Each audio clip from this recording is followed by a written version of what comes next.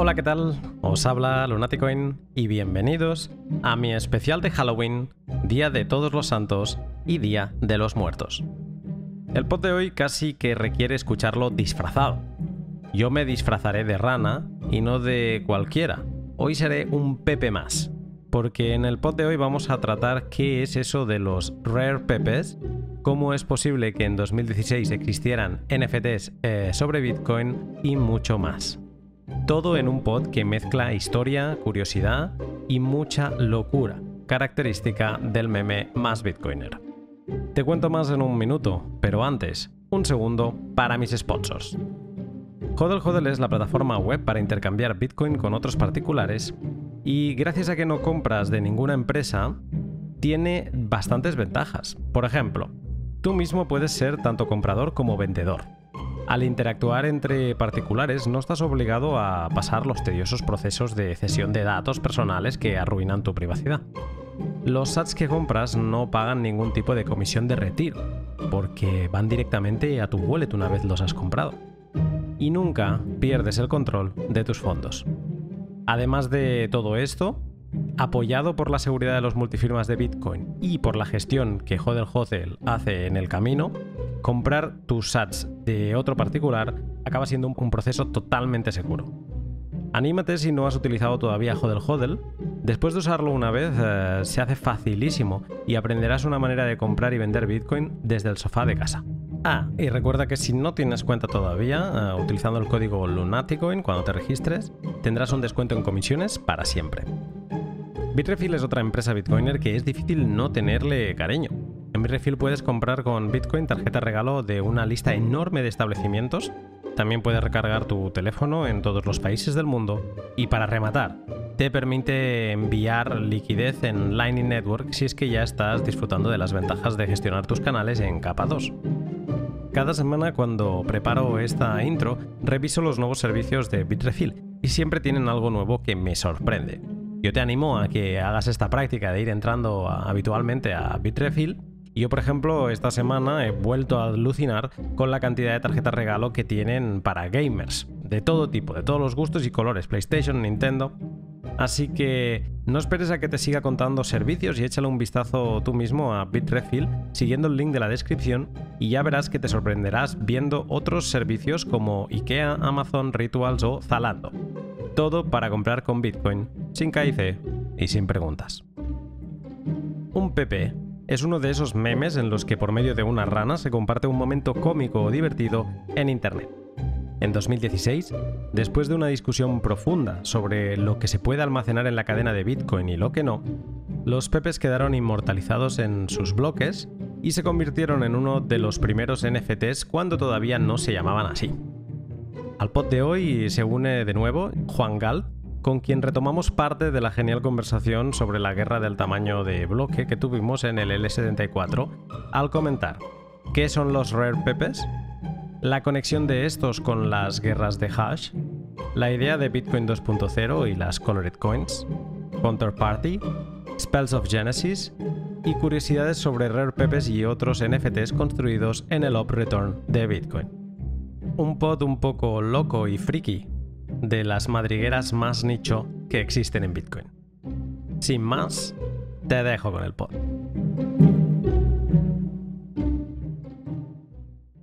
Es imposible hablar de los Rare Pepes sin mencionar a John Villar, pionero de esta escena, co-creador de los Rare Pepes y desarrollador, entre muchas otras cosas, del contrato dispensador del que hablaremos en el pod. John nos dejó demasiado pronto este marzo, y aunque tan solo intercambié algunos tweets con él, este pod va en su memoria. Gracias, John, por el humor y por tu trabajo. Me hubiera encantado que participases en el pod. Buenas tardes, Juan. Buenas tardes, ¿cómo estás, Luna? Muy bien, long time no talk. Hace ya unos cuantos meses que no hablamos. Sí. La vez pasada, no sé si decir que la vez pasada era más seria o quizá era un tema más serio. Este tema el que vamos a hablar hoy puede ser un tema muy serio, pero es un tema más simpático, quizá. Sí, no, la verdad no es que sea muy serio, pero es muy interesante y tiene su magia, ¿no? Tiene su carisma, pues. Bueno, además aprovechando, recién tenemos Halloween aquí. También estaba pensando, tú eres mexicano, estamos en México también, y se celebra allí, entiendo que mucho, la festividad del Día de los Muertos, ¿no?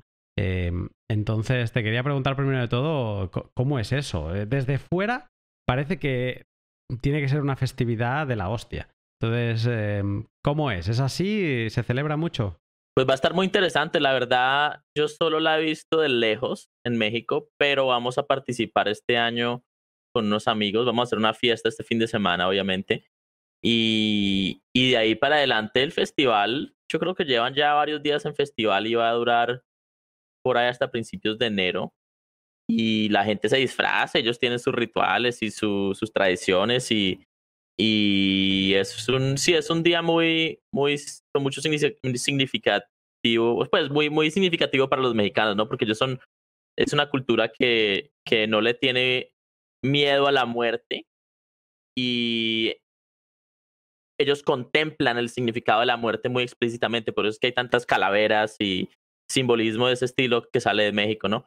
Muy interesante, creo que hay sabiduría en ese ritual, pero pues bueno, vamos a ver cómo nos va, porque la verdad no he podido participar, no he participado pues en uno de estos festivales así en el medio, pero sí lo quiero hacer este año. Bueno, pues nada, ya me contarás, ya estaré atento a ver si cuelgas alguna cosa. Yo es de esas vivencias que tengo pendientes en esta vida, en algún momento lo tengo que ver con mis propios ojos. Pero hoy vamos a tener nuestro propio festival, seguramente lo más parecido a un Halloween dentro de la cadena de Bitcoin. Hoy vamos a hablar de Rare Pepes, Rare Pepes, ¿cómo le llamas tú? Porque esto a veces... Sí, Rare Pepes. Los Rare Pepes, los Pepes, en 2016 se mezclaron para siempre con la historia de Bitcoin al ser uno de los primeros NFTs en quedar inmortalizados, pues ahí, ¿no? Dentro, entre bloque y bloque, quedaron ahí guardados. Pepes, Rare Pepes, para alguien que nos esté escuchando y diga, ¿qué narices estás diciendo, Lunati, de Pepes? Juan, ¿qué es un Pepe y qué es un Rare Pepe? ¿Qué diferencia hay entre ambos?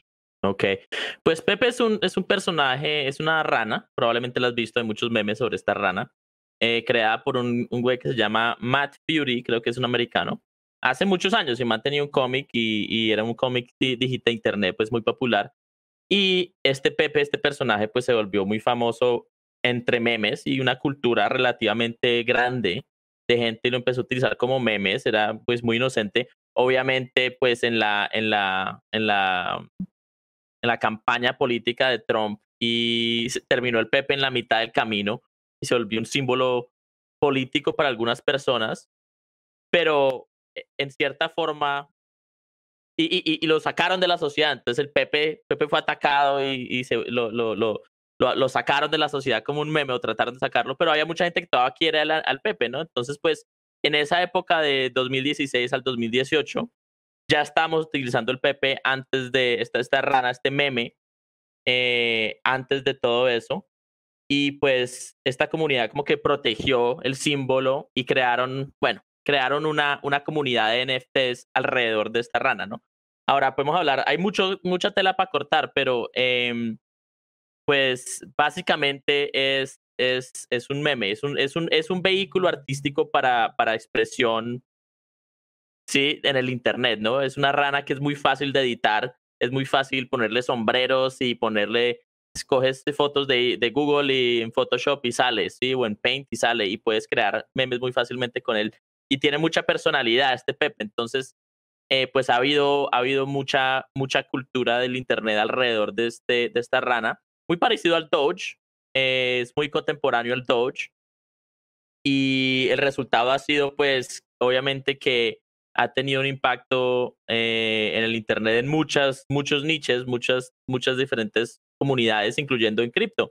Y en Bitcoin, pues Pepe tuvo que ver con prácticamente uno de los primeros NFTs y podemos hablar de qué es un NFT en más detalle, pero sí, resulta que desde 2016 hay ranas dentro de Bitcoin y nadie parece entenderlo. O sea que Pepe tenemos al meme, a este personaje creado por Matt Fury y que luego evoluciona Sí que es verdad que tiene una época compleja donde se lo apropia la ultraderecha y entonces se ven muchos memes del PP como haciendo de Hitler y un poco pues con ese contexto, ¿no? de político.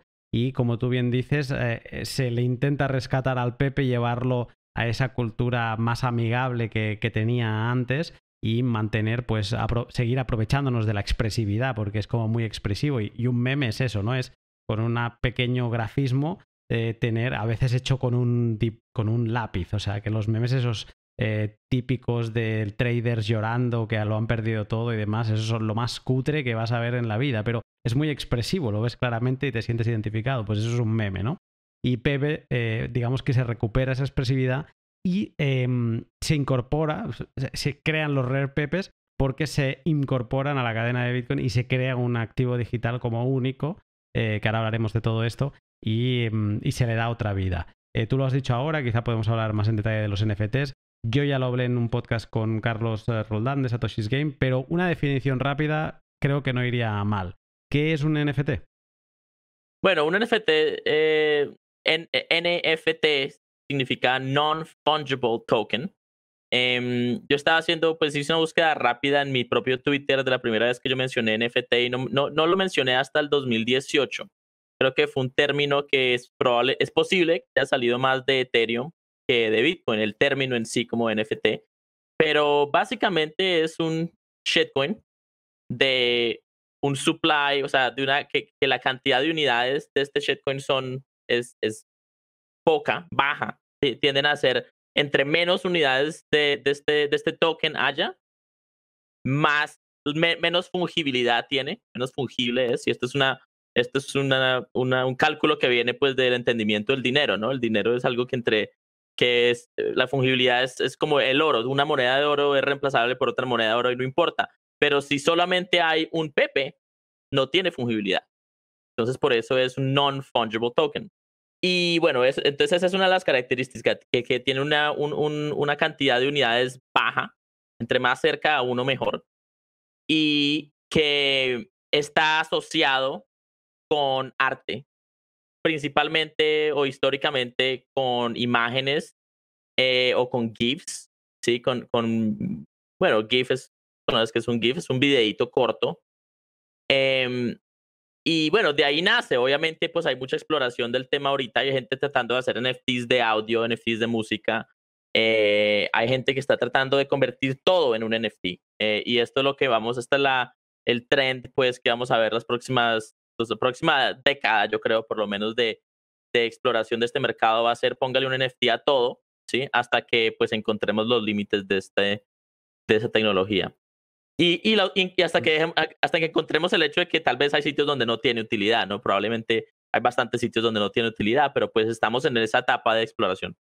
Yo creo que los Rare Pepes tienen como una cosa muy parecida a Bitcoin, que es que se crearon tan pronto que casi que no tenían esa conexión directa con la especulación, como estamos viendo ahora mismo con la gran mayoría de NFTs que se están como publicitando, ¿no? Y es como que se crearon como una colección de cromos, no sé si le llamas así también, como buscar crear una colección de arte que además, pues eso, o sea, por cómo es el diseño de un Rare PP, no te esperarías que la gente se fuera a dar de hostias por tenerlos, ¿no? Y como que nació, pues por la gracia de crear algo, por intentar crear, a ver si es posible. Lo que pasa que esto ha evolucionado de otra manera y ahora quizás sí que tienen un valor, ¿no? Y me da la sensación que los pepes tienen un poco ese mismo componente, que no nacieron para especular con ellos, sino que nacieron como una broma. Uh-huh. Sí, mira, es un fenómeno muy curioso y pues yo debería decir pues que yo en realidad todavía estoy tratando de entender esto. Creo que nadie en realidad lo entiende.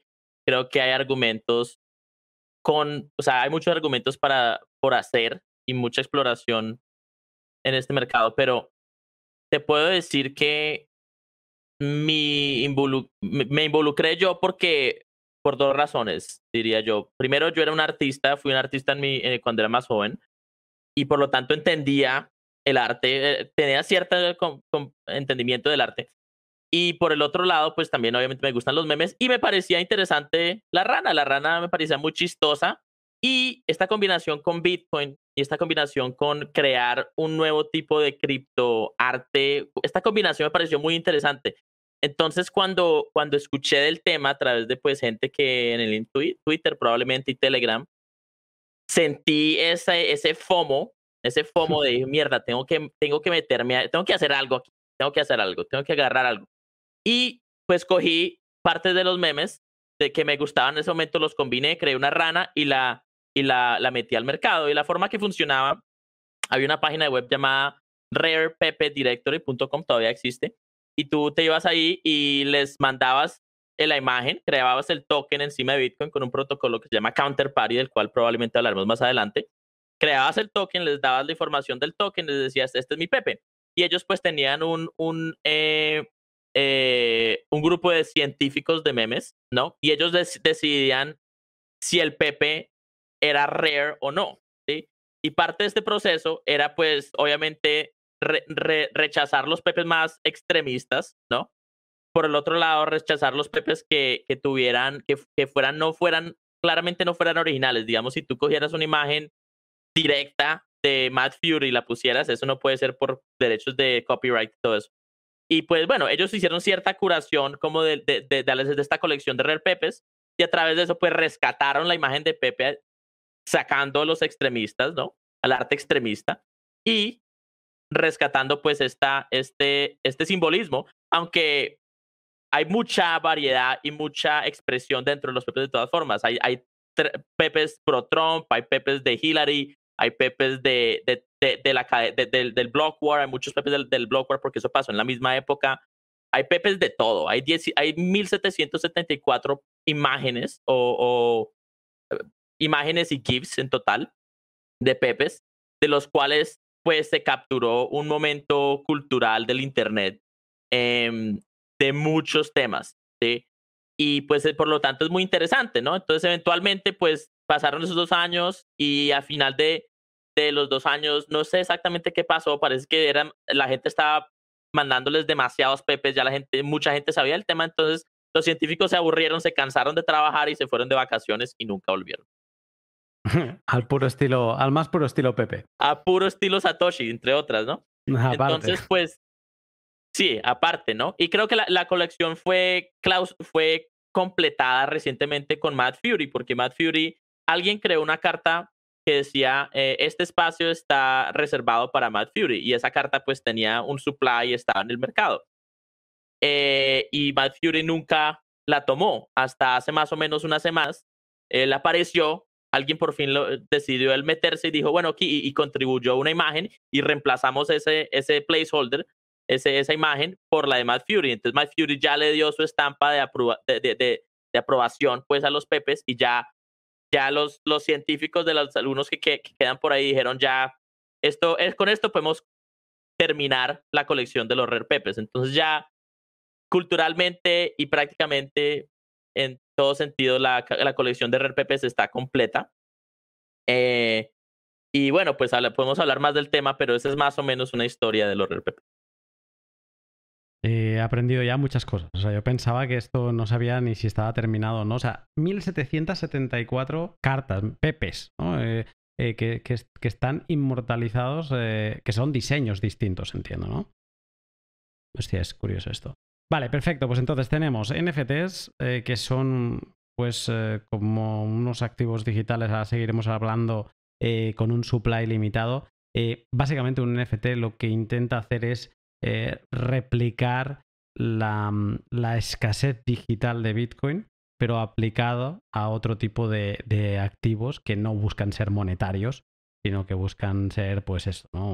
Una imagen, o sea, replicar en este mundo digital la escasez que tenemos en el mundo analógico de, por ejemplo, arte, o como Carlos Roldán me explicó en otro podcast, de objetos de videojuegos, personajes de videojuegos, o sea, hacer escaso objetos digitales. Y como veremos al final, pues también hay un mercado y todo esto cotiza. Sería una manera también de entenderlo, ¿no? Sí, mira, es muy interesante porque te voy a dar un ejemplo que me parece como que ilustra el valor de un NFT en el contexto del arte digital.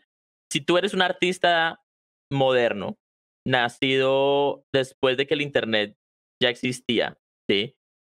Hay una gran probabilidad de que tu pincel y tu canvas, tus instrumentos artísticos sean un computador y tú estés probablemente utilizando Photoshop o algún tipo de programa de ese estilo. Entonces, digamos que tú quieras crear una obra de arte como un pintor lo hubiera hecho hace 300 años, ¿sí? Quieres expresar tu arte, creas una obra digital. ¿Cómo vas a hacer para vender eso? ¿Sí? Porque en el Internet, el momento que la publiques, cualquier persona puede coger right click save, como dicen los críticos del NFT, right click save y guardarla. ¿Y por qué van a pagarte si ya tienen la imagen? ¿Sí? No hay una forma de darle escasez a la obra de arte, ya que el Internet la vuelve infinita, pues. Por el otro lado, ¿qué puede hacer? Imprimir la obra de arte y vender las copias de papel. ¿Qué te van a pagar? 5, 10, $20 máximo por por una impresión de un arte digital en el que estás perdiendo ciertas calidades de la obra digital, si es un GIF, si es interactivo, como algunas personas lo han logrado hacer con la realidad aumentada, como Lucho. Lucho es un artista muy interesante de Bitcoin. Entonces, imprimirlo, pues, limita el medio, ¿sí? Entonces, ¿qué pasa? Los artistas digitales no han tenido una forma de monetizar su arte hasta que llegaron los NFTs. Y creo que eso es la razón por la cual vemos tantos artistas de todos los medios, tantos artistas entrar al mundo de los NFTs, porque primero hay un mundo de especulación, hay un chingo de plata moviéndose por el mercado. Entonces, cualquier persona con suficiente inteligencia de mercado ve esto y dice, ok, hay que agarrarlo porque hay una ola acá. Pero por el otro lado, te permite crear un NFT, creas un token de una obra de arte, ¿sí? Y puedes accesar un mercado global instantáneamente sin intermediarios en general. Sí, puedes decir que OpenSea es un intermediario hasta cierto punto, pero si tienes tu propia página de web, puedes poner un dispenser de Bitcoin o un dispenser de Ethereum de algún otro modo y ir directo a tus seguidores, a la gente que le interesa tu arte. Y puedes vender un supply pequeño, digamos, que creas uno de una obra de arte, una unidad de un token y la asocias con una obra de arte especial, la pones en el mercado en una aucción y eso va a agarrar candela porque solamente hay uno, ¿sí? Entonces, que puedes crear coleccionables, arte coleccionable muy fácilmente y ya por fin pueden los artistas modernos monetizar su audiencia en una forma que no requiere toda esta infraestructura de pagos y de medios, ¿no? Como iTunes o bueno, o sea, es difícil monetizar el arte en la era del Internet y esto es un nuevo vehículo. Y eso yo creo que es el fundamento de por qué tiene valor. Es un nuevo vehículo para monetizar el arte. ¿Qué está la gente comprando? Es una buena pregunta. ¿Qué derechos de propiedad tiene o no tiene? Es una pregunta muy interesante que vamos a ver la exploración en los próximos años. Pero creo que eso es fundamentalmente lo que está pasando. Es un nuevo vehículo para monetizar arte y para coleccionar el arte de la gente que te interesa y para la gente soportar o apoyar a los artistas que les interesan, ¿no? Y aparte del mundo de especulación que también hay, que es imposible ignorarlo, ¿no? Creo que acercarse a este mundo de los NFTs desde los Pepes es interesante por varios motivos, porque, pero, o sea, aparte de la gracia del Pepe en sí, a mí me ha interesado por esa parte no tan especulativa, que también hay mucha especulación en los Rare Pepe, porque la burbuja o la explosión de precio que estamos viendo en este mercado de NFTs está llegando también a los Pepes, pero por este inicio como sin pecado, ¿no? Por el que empezaron los Pepes, que realmente era una experimentación y una forma de intentar exprimir las capacidades de la cadena de Bitcoin, no sin crítica, pues me parece interesante. Y de hecho, antes de seguir hablando un poco más de cómo funciona esto de los Pepes, quiero aprovechar, cómo no, para estudiar un poco más, para ir más adentro a la historia de Bitcoin y entender de dónde sale todo esto. Porque es curioso, ¿no? La capitalización de este movimiento de NFT se lo está llevando otras cadenas. Aquí estaríamos hablando de Ethereum, últimamente Solana también ha aparecido por aquí, pero todo empezó en Bitcoin. Y de hecho, para ir al inicio de la historia nos tenemos que ir a 2012, cuando había un grupo de gente que estaba trabajando en algo que se llamaba Bitcoin 2.0. Johnny Asha publicó un artículo a principios de 2012 en el que definió la idea de Bitcoin 2.0. Esta era una idea que quería separar Bitcoin, la red, del valor de una moneda comunitaria, usando pues la red de Bitcoin como asentamiento y finalización de transacciones para evitar dobles gastos. O sea, quería utilizar la red como un servicio, ¿no? Bitcoin as a service. Decía también que Bitcoin 2.0 pretende proveer una forma fácil de crear monedas encima de la red de Bitcoin. Esto me parecía, o sea, esto fue una idea que se trabajó muchísimo y figuras, yo sé que por ejemplo Jimmy Song estuvo en aquella época también como interesado y a ver qué podía salir. Esto de la idea de Bitcoin 2.0 no cuajó entre comillas, o sea, el término se acabó olvidando, porque lo que sí que cuajó era un derivado que salió de aquí, que fueron los Bitcoin coloreados. Los colored coins o Bitcoin coloreados es un término que llega hasta nuestros días porque se utiliza, por ejemplo, en el exchange descentralizado BISC.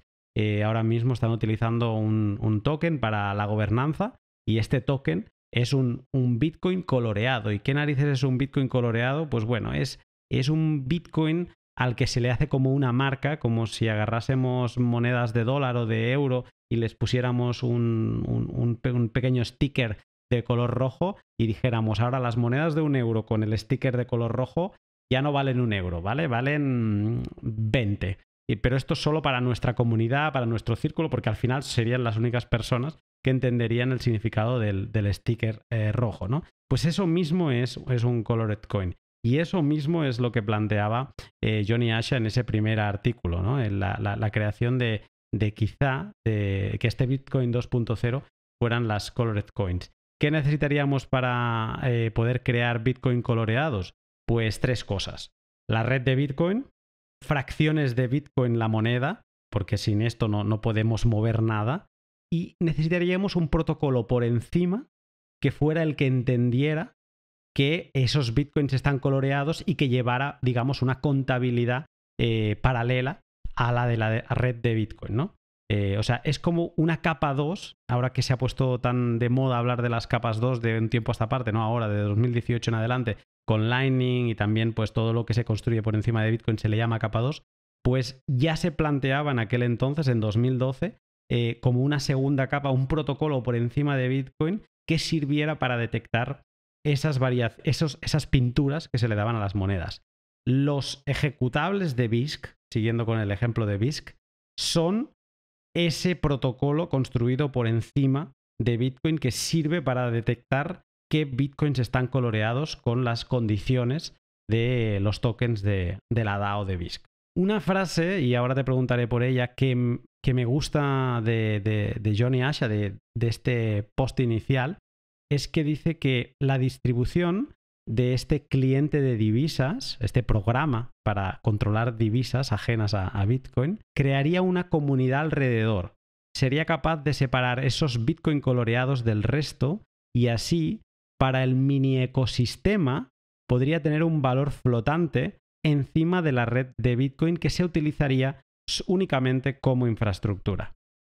De aquí recalco cómo Johnny tenía claro que aquí no se venía ni a competir con Bitcoin, ni se venían a hacer shitcoins, ni nada, que era una manera de aprovecharse de que Bitcoin tiene una red súper segura, que cuando se ha hecho una transacción se sabe que no se va a poder hacer un doble gasto en aquella época, pues 6 confirmaciones quizá. Hoy en día, con una confirmación tienes una seguridad espectacular ya, ¿no?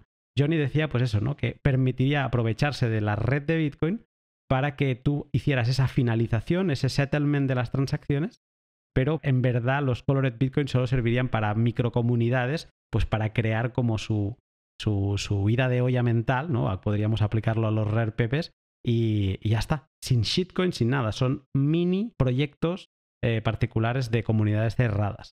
¿Qué te parece la idea de las Colored Coins? Sí, pues mira, es muy interesante. Obviamente, creo que el gran error que mucha gente cometió después de esta época, después del primer altcoin, después los primeros altcoins, fue pensar que sería fácil competir con Bitcoin en el mercado de dinero, de currency, ¿sí?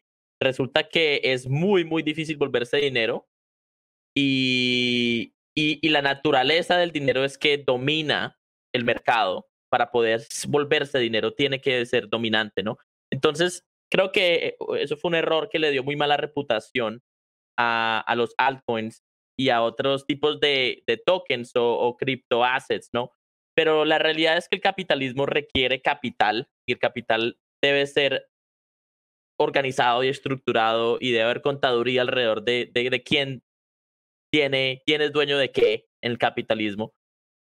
Por ejemplo, de los equities y de securities y de stake y voting stake. Y pues hay más estructuras financieras que el dinero, ¿sí? En el mundo capitalista. Entonces, y hasta en el mundo democrático, ¿no? Una persona, un voto. Tú podrías, en teoría, eso es una forma, un tipo de token, ¿no? De ciertas, sí, su prueba de identidad, prueba de ciudadanía es un tipo de token en el que una persona es un voto, ¿no? Y mucha gente, y pues, obviamente hay fraude en eso también. Si tú tienes el ID de alguien, puedes votar, ¿no? Entonces, hay cierta es posible transferirlo así sea ilegal, ¿no? Entonces, obviamente hay cosas más que el dinero, ¿no? Y bueno, obviamente los color coins fueron un intento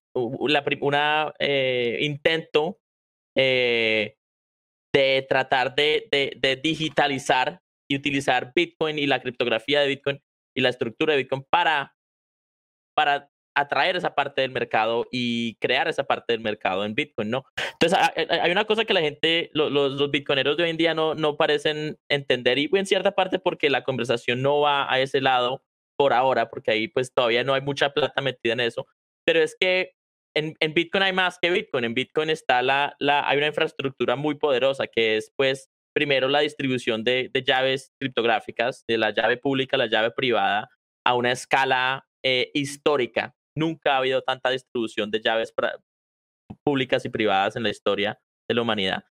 Esto permite soberanía hasta cierto punto, privacidad hasta cierto punto y autenticación de tu identidad y autenticación de tus derechos de propiedad, por lo menos en teoría, acerca de algo más, ¿no? Entonces tú puedes, a través de Bitcoin, puedes autenticar tu control sobre una llave o tu identidad o tu control sobre una identidad digital y con una certeza grande, una gran certeza, no perfecta, pero grande.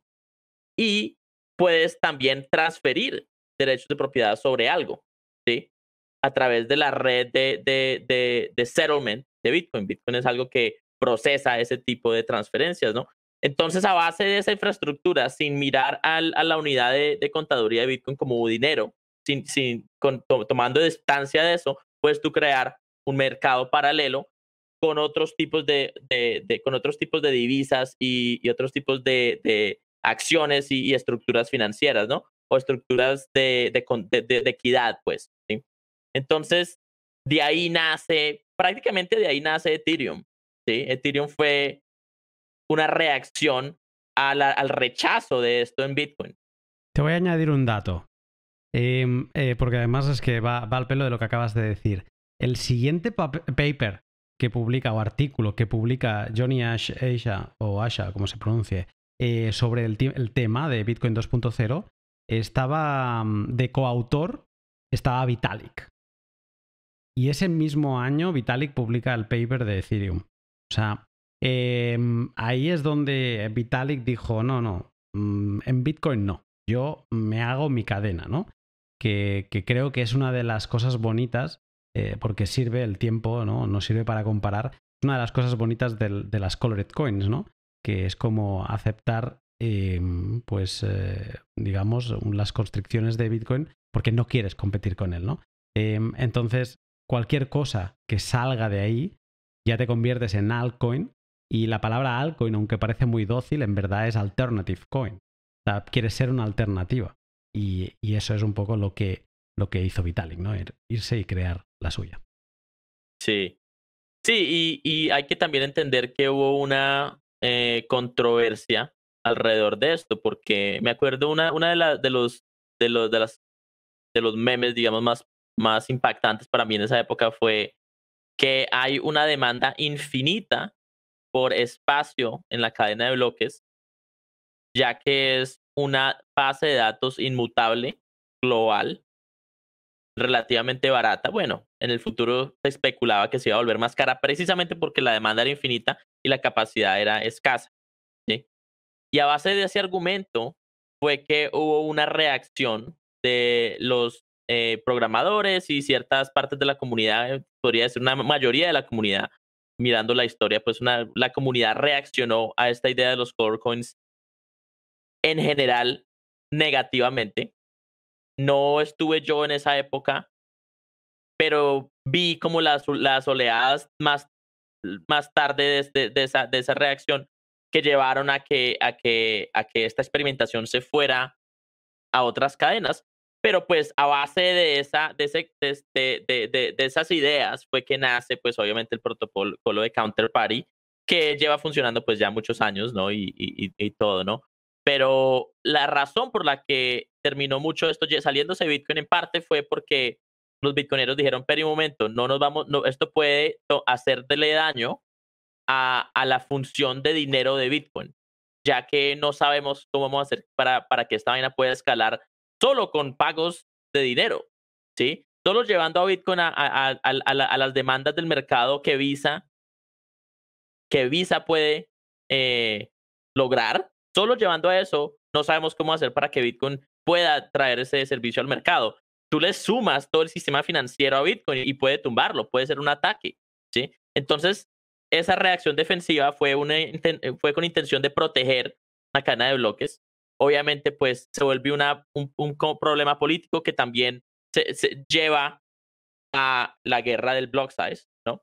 Y me estaba dando cuenta, escuchándote, que al final estamos repitiendo un poco la misma historia, pero desde un foco más simpático, que son los pepes. Pero estamos en el mismo problema exactamente que el block size war. Gente que intenta o ve unas posibilidades de Bitcoin as a service, de la red de Bitcoin como un servicio, y cree que puede exprimir esa funcionalidad e intentar meter todos los datos que quiera dentro de la cadena. En esa época hay un drama con los devs sobre el campo of return, que es un campo que se introdujo, es un script, es un opcode, perdón, del lenguaje de programación de Bitcoin, que te permite almacenar datos que tú quieras, aleatorios, que te parezcan que te den la gana poner dentro de la cadena de Bitcoin. Y se crea para que la gente no haga como trampas modificando hashes de claves públicas para guardar esa misma información, pues se le crea un campo y se les permite 80 bytes de información, que esto a día de hoy sigue existiendo. El drama al que me refiero es que en 2013, o sea, un año después de este artículo de Johnny Esha, por ejemplo, aparece la Dark Wallet de Amir Taki, que permitía, por ejemplo, la creación de direcciones de stealth addresses, ¿no? Como de direcciones invisibles, direcciones que tú no sabías a quién estabas pagando realmente, que digamos que hacían un poco de escudo para el anonimato, ¿no? Algo que, por ejemplo, se consigue hoy en día con los paynims de Samurai. Pues se aprovechaba estas direcciones del opcode del op return de 80 bytes, y no sé por qué razón, pero los devs en aquella época decidieron reducir a la mitad el tamaño del op return, se bajó a 40 bytes, estuvo así durante un par o tres de años, hasta que luego se volvió a aumentar de nuevo a los 80 bytes. Pero, por ejemplo, en ese momento Peter Todd, que estaba desarrollando todavía más este tipo de direcciones, detuvo su investigación porque se quedó sin espacio para poder trabajar, se aprovechaban de estos 80 bytes. Y ha sido un tema siempre que ha traído polémica, ¿no? ¿Hace falta permitir a la gente que guarde información adicional que no es puramente intercambio monetario de Bitcoin en la cadena o no, ¿no? ¿Hace falta este up return o no?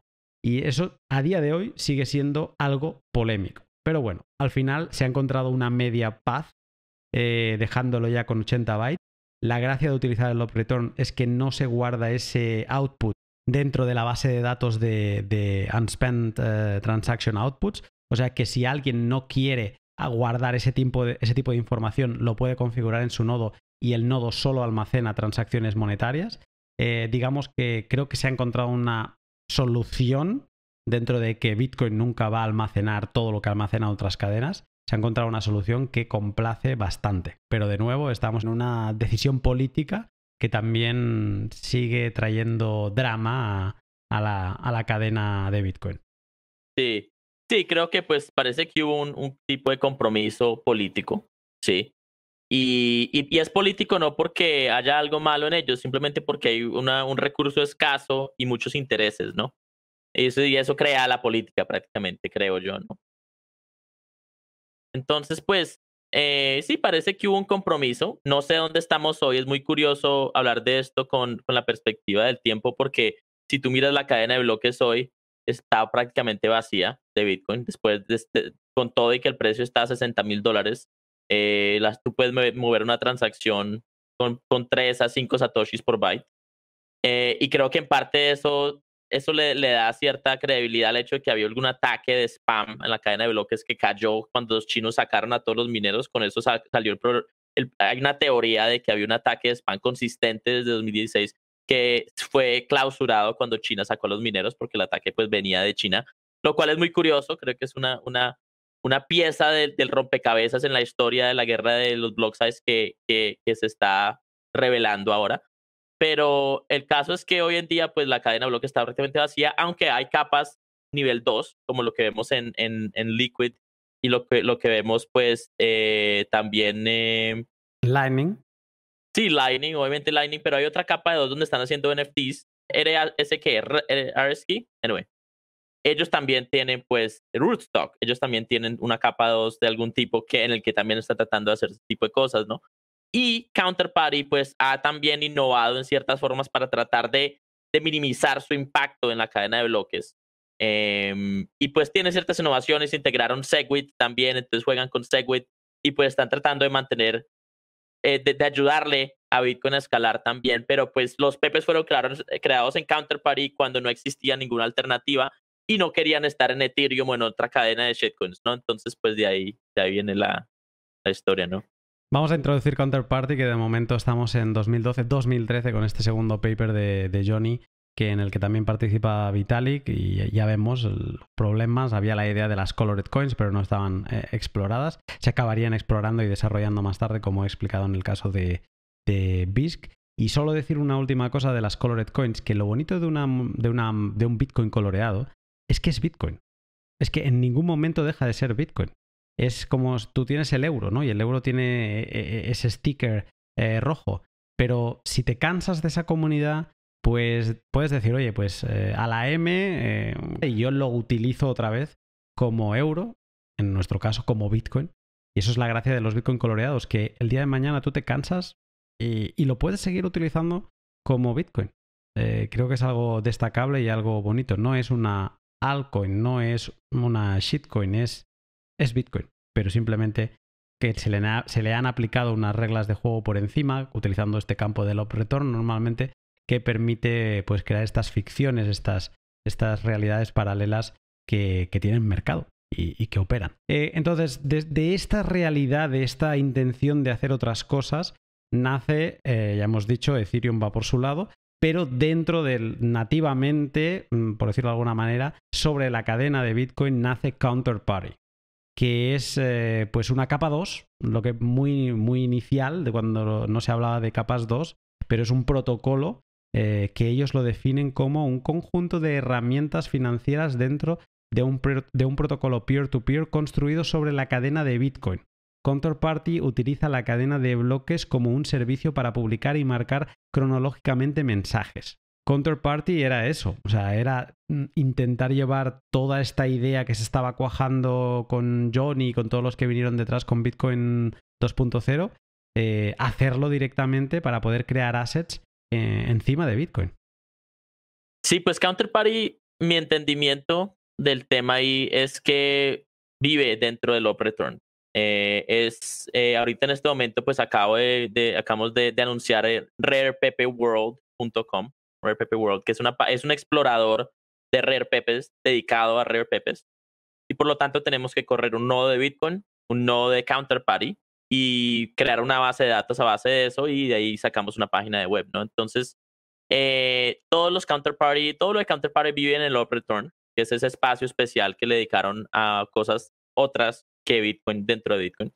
Y por lo tanto, tú puedes mover estos tokens que puedes crear sobre Counterparty a través de direcciones de Bitcoin, muy parecido a cómo funciona en Ethereum, ¿no? Tú tienes una dirección de Ethereum, tú puedes mandar los NFTs, puedes firmar transacciones, puedes hacer ciertas cosas con estos artículos digitales, digamos.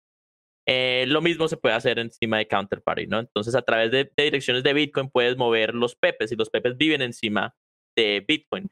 De la misma forma que muchos de estos productos que están siendo reconocidos o observados ahora por el mercado, que tienen pues cierta ancestría, ¿no? Que vienen de esa época, ¿no? Entonces, Counterparty también nos permite hacer ciertos contratos inteligentes, o bueno, en realidad son contratos relativamente tontos, pero son contratos, como el dispenser, ¿no? Que es algo muy interesante, de lo cual pues me gustaría también hablar un poco, pero básicamente nos permite crear tokens, ponerles un nombre al token que está grabado en la cadena de bloques, nos permite asociar información con el token, como por ejemplo un hash de una imagen, o un hash de IPFS de una imagen, ¿sí? O un link a una página de web, ¿sí? Nos permite también hacer DNS, o sea, hacer algo como lo de Namecoin, pero en realidad eso nunca nunca ocurrió, tal vez por lo que Namecoin ya existía, y por lo que, no sé, por alguna razón, tal vez ese no fue el focus de Counterparty, no fue facilitar eso, pero lo permitiría, es teóricamente posible. Creo que muchos pepes tienen, de la forma que asocias tú un token encima de Counterparty con una imagen, escoges, le metes el link a donde está guardada la imagen en la creación del token, y esa es la asociación principal, ¿sí? Entonces tú no estás guardando la imagen dentro de la cadena de bloques. Mucha gente piensa que eso es lo que está pasando, pero eso no pasa por razones de escalabilidad, por costos de transacciones. Tú requerirías unos 10 transacciones para meterle una imagen promedio, algo así, a la cadena de bloques, cuando usualmente puedes hacerle el link a una página de web, o guardar el hash en IPFS, y IPFS pues te permite un poquito más de distribución y autenticación y descentralización de esa imagen, que es algo que estamos explorando con mi página, poner todos los pepes en IPFS para que tengan una distribución más grande, y aunque nosotros tenemos una copia de todos los pepes, si la página principal de RarePepe Directory cae, yo tengo una copia de todos los pepes, y hay otras personas que también las tienen, ¿no? Entonces ya tiene una descentralización de más de uno, ¿sí? Es un poquito más descentralizada, pero pues con IPFS podemos llegar más lejos que eso, ¿no? Y mucha gente las tiene copias en Telegram y todo, entonces, pero bueno, el caso es que Counterparty nos permite un poquito más de programación, una programación sobre cosas encima de Bitcoin que no era fácil hacer en ese entonces, ¿no? Y hasta hoy en día no es fácil hacer estas cosas, aunque la tecnología ha avanzado bastante, tecnología de Bitcoin ha avanzado bastante, todavía estamos hablando de idiomas de programación encima de Bitcoin en un futuro, ¿sí? Counterparty, aunque es un protocolo antiguo, funciona con todo, y yo tengo problemas con el protocolo. Hay cosas raras, hay cosas que son, la infraestructura está abandonada hasta cierto punto. Hay un programador que es muy prolífico, que se llama JDog, que trabaja mucho en el tema, y sin él no estaría vivo el protocolo de Counterparty, y funciona, pero funciona y te permite hacer cosas relativamente interesantes. Sí, es muy curioso Counterparty. Yo animo a todo el mundo. Yo hice mi investigación, te lo comentaba antes fuera de pod, de decir, no sé, a principio de año, decir, a ver, ¿qué narices es esto de Counterparty? ¿Funciona? ¿No funciona? Parece medio abandonado. Y es eso, te da la sensación de que estás entrando como a un parque de atracciones abandonado y estás viendo a ver qué atracciones funcionan todavía, cuáles no.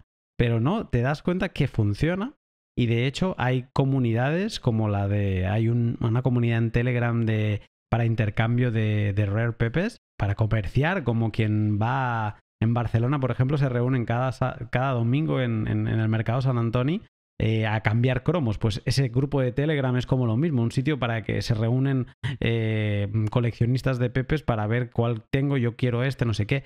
Y es muy prolífico, como hay 1000 mensajes cada día, es una barbaridad. O sea, aun ser un parque de atracciones medio abandonado, sigue estando muy utilizado. Y una de las preguntas que te quería hacer ahora es, hay por ejemplo un proyecto que fue el primero, que se considera como el primer NFT, que fue el proyecto de Spells of Genesis, que era como un juego de cartas con esta misma lógica que estamos hablando ahora, construida sobre Counterparty. Aparte de Spells of Genesis, que es de 2015, ¿qué otro uso grande se le ha dado a Counterparty? Aparte también de Rare Pepes. ¿Ha tenido algún otro proyecto explosivo dentro o solamente estos dos son los más conocidos? Sí, la pregunta de la historia de NFTs es interesante y en realidad fue esta curiosidad la que trajo el mercado de Ethereum a Bitcoin, ya que pues obviamente Ethereum trajo los NFTs al mercado mainstream, pero la curiosidad de, bueno, entonces, ¿quién fue el primer NFT? Fue lo que trajo el mercado a los Pepes y a los Spells of Genesis, muchas de esas cosas que voy a mencionar. Creo que esa exploración todavía tal vez está ocurriendo, pero mi entendimiento de lo que vi cuando estaba pues poniendo la atención a esto fue que el primer NFT tal vez, sí, si tú defines un NFT como una imagen en la blockchain, sí, si limitas Hacemos la la definición de reducción, un NFT, ¿sí? si reduces sí, fue alguien en la cadena de bloques de Namecoin, cogió el JPEG, el logo de Bitcoin y lo puso en la cadena de bloques de Namecoin. Y algunos dicen, bueno, tal vez ese fue el primer NFT. Más adelante alguien lo asoció creo que era una imagen como de una hormiga con un nombre encima de Namecoin, que es como un domain name, como digamos namecoin.com, encima de Namecoin, y lo asociaron con una imagen de una hormiga, lo cual, ok, ahora tienes un token o el tipo, una propiedad digital encima de la cadena de bloques asociada con una imagen, tal vez es un NFT, pero el problema con Namecoin es que esos nombres de dominio, pues, esos nombres tienen una expiración como de un año. Tú tienes que seguir pagando la expiración con unidades de Namecoin. Entonces, ese dominio se expiró y no sé exactamente qué pasó con el derecho de propiedad de ese dominio o de ese NFT. Creo que en algún momento se vendió. Lo movieron a Ethereum de alguna manera y lo vendieron. Pero se podría teorizar que eso fue de los primeros, ¿sí? De ahí para adelante no sé qué más hubo en Namecoin, pero en Bitcoin con Counterparty apareció este proyecto llamado Spells of Genesis. Y Spells of Genesis intentaba hacer como como Magic the Gathering, un juego de cartas con arte de Bitcoin, arte de cripto. ¿Sí? Hay mucho arte hecho en la imagen de personalidades de cripto en ese momento de Bitcoin, como Alena Branova de Trezor. Hay una imagen hecha en su imagen, de cierta forma, una obra de arte ahí. Hay uno de Satoshi Nakamoto. Bueno, hay obras de arte muy interesantes en Rare Spells of Genesis. Aunque la diferencia entre Rare Pepe y Spells of Genesis es que Spells of Genesis el arte fue todo creado por una compañía que trató de crear un juego. Por lo tanto, todo el arte viene de una fuente centralizada, ¿no? Viene de una compañía, pero tienen sus tokens y tienen su colección y hay un mercado para SOG o Spells of Genesis ahorita, porque sí se consideran NFTs, ya que tienen pues cierta escasez, tienen una imagen asociada, tienen su token, pero no fueron creados por usuarios, ¿no? Y creo que ahí es donde Rare Pepe en realidad tiene una gran innovación. Todo Rare Pepe inició por un güey llamado Mike, es el nombre que lo conocemos, él es el Satoshi de Rare Pepe, se llama Mike, y él reaccionando a lo que estaba pasando en Spells of Genesis, creo yo, creó el Rare Pepe, que es el primer Rare Pepe, llamado Rare Pepe, que es a base es una foto de Dorian Nakamoto, que es reconocido como si fuera Satoshi Nakamoto con la cara de verde de Pepe, ¿sí? y en una carta de Magic the Gathering, muy parecido a lo que estaba haciendo la gente de Spells of Genesis. Y crea el token y lo manda al mercado como una alternativa. O sea, esto no era parte de la acción o colección de Spells of Genesis. Y a base de eso, la gente dice, miércoles, qué cosa tan interesante. Y crea una curiosidad y la gente empieza a crear pepes y NFTs, ¿sí? Y empiezan a crear cartas, ¿sí? Y nace un mercado, ¿no? Y bueno, Rare Pepe originalmente habían ciertas personas con intenciones de crear un juego alrededor de Rare Pepes, también un juego de cartas. Esa intención sigue viva. La estaba dirigiendo un güey llamado John Villar, que tristemente murió hace más o menos tal vez un año ya. Y uno de sus familiares está siguiendo el proyecto, no sé en qué estado está en este momento, pero había una intención de crear un juego. La intención no fue muy clara en ciertas formas porque nadie, de la gente que creó las cartas, muy pocas personas crearon cartas a base de unas reglas de juego que pudieran ser homogéneas y por lo tanto permitir un juego regulado, digamos, un juego que funcione bien. Nunca se ha creado en realidad un juego de Rare Pepes, pero la gente empezó a crearlo como memes, ¿sí? Y para poder curar y poder controlar los extremos de este mercado agórico anarquista, ¿sí? Se creó el directorio de Rare Pepes, ¿no? Rare Pepe Directory. Y ellos empezaron a curarlos y por lo tanto a través de eso se creó la colección. Hay algo que tú mencionaste antes que no, a lo cual no respondí, pero que creo que tienes mucha razón y es muy importante. En esta época no tenían valor estos pepes. Yo cuando creé mi pepe, porque yo vi esto y dije, tengo que hacer algo, estaba absolutamente fascinado con el tema y sentía el FOMO con todo y que no había nada de dinero en el mercado. Era un niche dentro de un niche dentro de un niche. Pero yo lo creé porque me parecía curioso y yo personalmente tengo una filosofía de confiar en mi curiosidad. Yo donde mi curiosidad me lleve, por ahí me meto la nariz a ver qué está pasando. Entonces creé uno y me acuerdo haber cambiado que tal vez 4 o 5 de los míos que se llama Pepe Talk Life. Si te vas a rarepepeworld.com/Pepe Talk Life o lo buscas Pepe Talk Life en el search, ahí lo vas a encontrar. Y creo que cambié como 4 de esos por 20 de otro que se llama Pepe No Fab, que es otro Pepe, ¿no? Y también pues tiene su significado y tiene su mercado ahora. Y en ese tiempo pues eso no era nada, ¿no? Era como que, ok, estamos haciendo trueques, ¿no? Sí, creo que tal vez yo vendí 100 de mis Pepes por ahí por $50 o $100 en esa época, ¿sí? Y también creé cierta colección, empecé a crecer mi colección de Pepes y eventualmente pues, no sé, tal vez perdí interés o el mercado se apagó o algo más me llamó la atención, me fui por otro lado. Y bueno, lo dejé así, ¿no? Y en ese sentido, creo que esa era la misma como la motivación de mucha gente era como que esto es interesante, muchos artistas, esto está curioso, tal vez vieron potencial, tal vez no, pero no había la cantidad de dinero que me entraba al mercado hoy, ¿no? O sea, ayer, uno de estos Pepes, llamado Pepenopoulos, que en mi recolección de los eventos fue creado a nombre, en imagen de Andrés Antonopoulos y fue regalado a Andrés Antonopoulos con un supply de solamente una unidad de este Pepenopoulos existe, ¿sí? Y se la regalaron a Antonopoulos como un honor a su contribución, ¿sí? Por defender y educar a gente de Bitcoin. Y supongo que él lo tuvo por mucho tiempo, eventualmente lo vendió, ¿sí? Y ahora lo acaban de auccionar por 3.600.000, 3.6, 3.5, 3.6 3.650.000.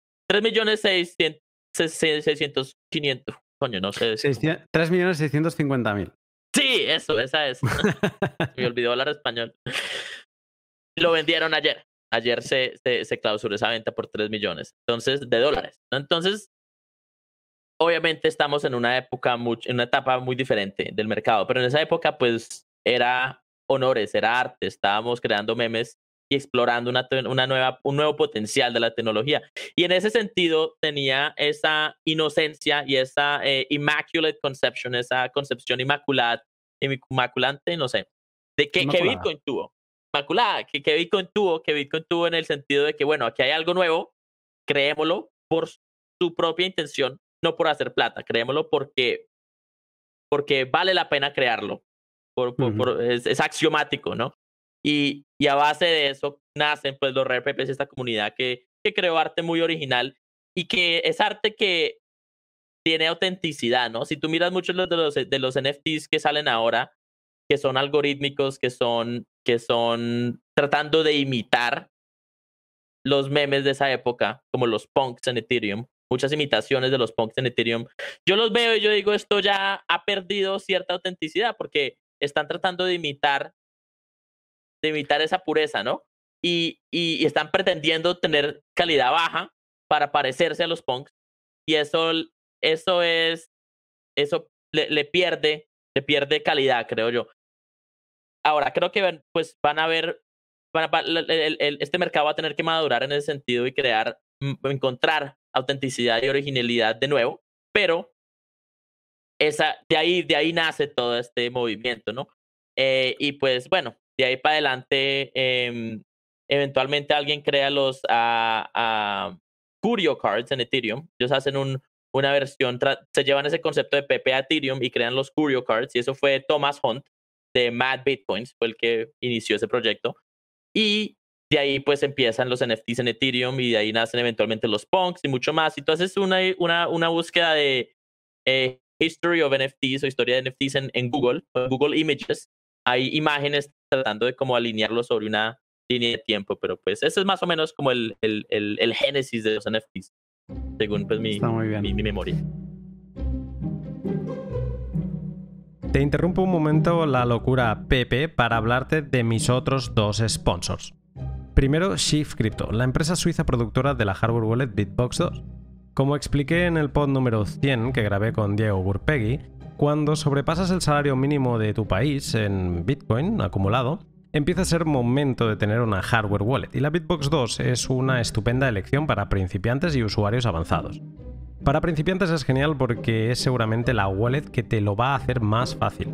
Es intuitiva y con una interfaz gráfica sin fricción. Además, su programa está traducido al español y en cada pestaña tiene un botón de ayuda con muchas explicaciones que te servirán para aprender mientras la usas. Si eres avanzado, tendrás un dispositivo preparado para las multifirmas y con él podrás calcular el checksum de una semilla que hayas creado a mano.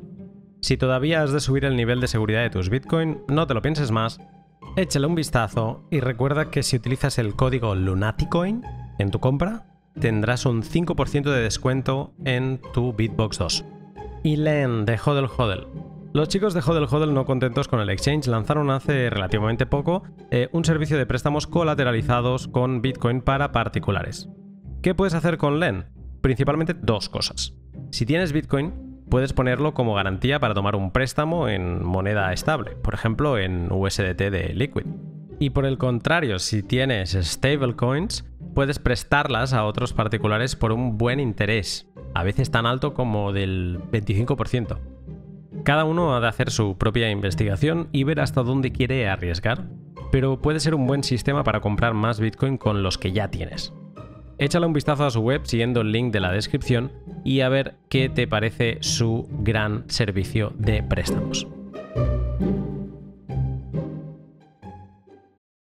No lo hemos dicho, pero Spells of Genesis sí que he mencionado que era de 2015. Rare Pepes aparece en octubre de 2016, ¿no? También eso, elecciones de Trump, o sea, era esa época. Y es cuando empieza todo el movimiento. Entonces vamos a hablar de Rare Pepes porque hay cosas muy interesantes, las hemos ido mencionando. Una web que se une a ahora la que has publicado de rarepepeworld.com. Yo la recomiendo, está muy bien, además me gusta el colorido que tiene porque con ese fondo y demás va acompañando a toda la estética Pepe. Pero luego en esa época la web de referencia es otra, sigue estando funcional, que es Rare Pepe Directory. Allí me da bastante curiosidad que hay 36 series, si no me equivoco, ¿no? Entonces es como que tienes cartas de la serie 1, cartas de la serie 2, cartas de la serie 36. ¿Cómo era esto de las series? ¿Cómo funcionó?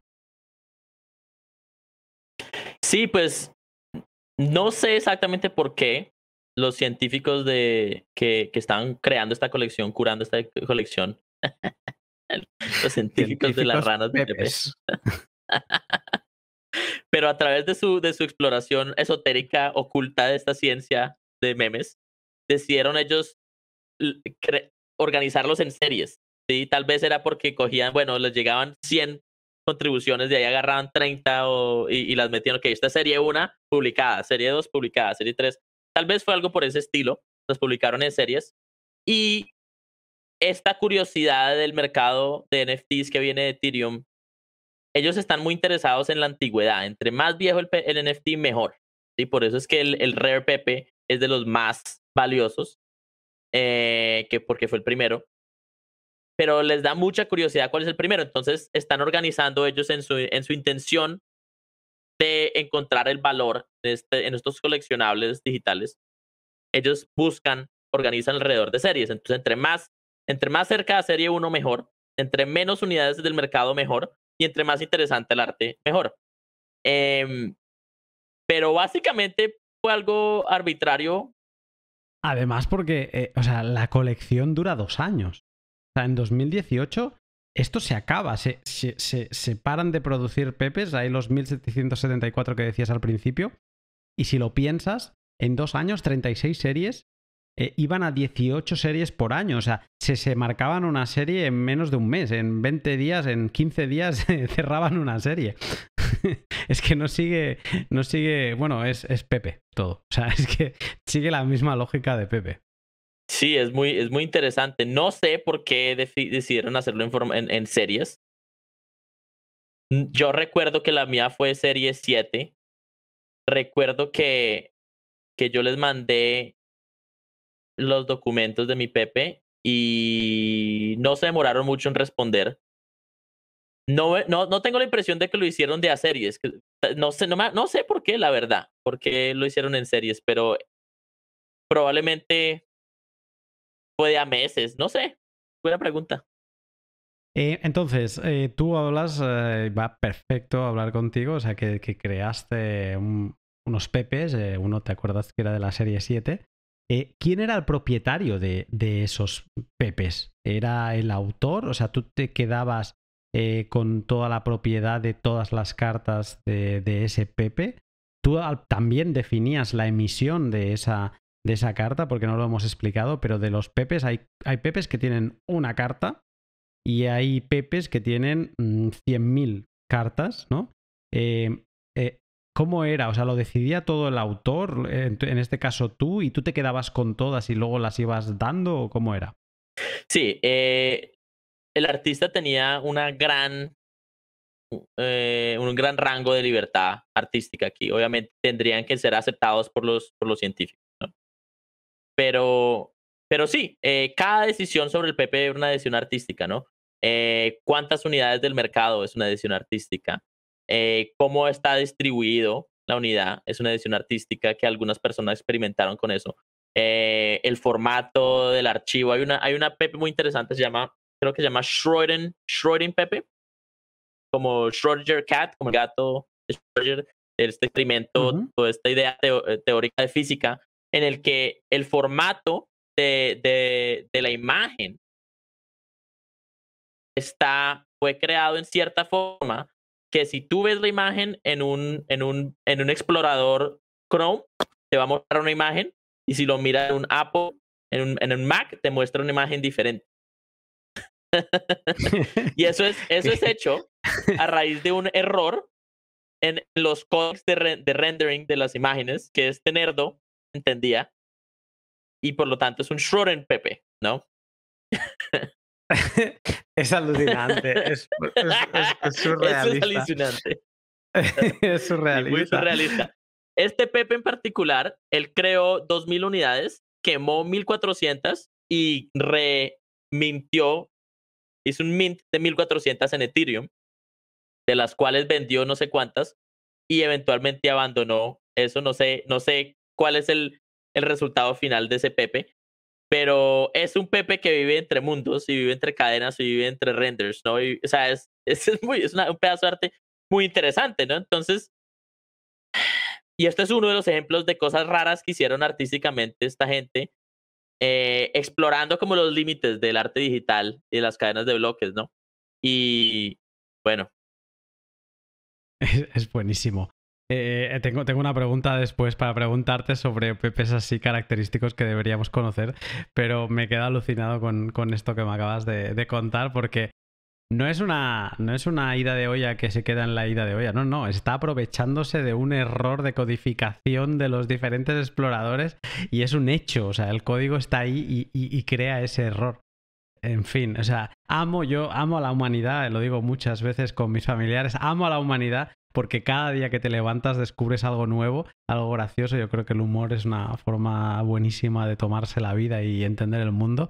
Y creo que los pepes tienen este componente alejado de la especulación en ese momento y que encapsula mucha historia de Bitcoin y encapsula pues este humor genuino sin buscar gustar. Un pepe no gusta, un pepe no es algo de inicio que te guste, te acaba gustando, te acabas enamorando de los pepes después, cuando entiendes lo que hay detrás, ¿no? Y eso yo creo que es de lo mejor que tiene esto. Siguiendo con la idea de crear un pepe y de quedarte con la propiedad y de emitirlos, llegamos a este contrato inteligente que explicabas que es una característica de Counterparty, que son los dispensers, los dispensadores. Es una palabra que te viene cuando te interesas y dices, venga, va, yo quiero tener un pepe. Y dice, pues vete a un dispenser. Y tú, bueno, yo vengo de Bitcoin, que a mí me hablan de direcciones, BC1, que empiezan por el 1, empiezan por el 3, digo, no me salgas de aquí, ¿qué narices es un dispenser? Entonces, ¿cómo lo podríamos entender? Bueno, pues un dispenser es un contrato inteligente creado por John Villar y J-Dog, en el cual ellos trataron de crear un tipo de vending machine. Es una máquina en la que tú le metes una moneda y te trae un dulce o un chocolate, lo que sea, de las que ves por ahí por la calle o en ciertos sitios, ¿no? Es un vending machine. No sé cómo se dice eso en español. Sí, una máquina de vending le llamamos. Una máquina de vending.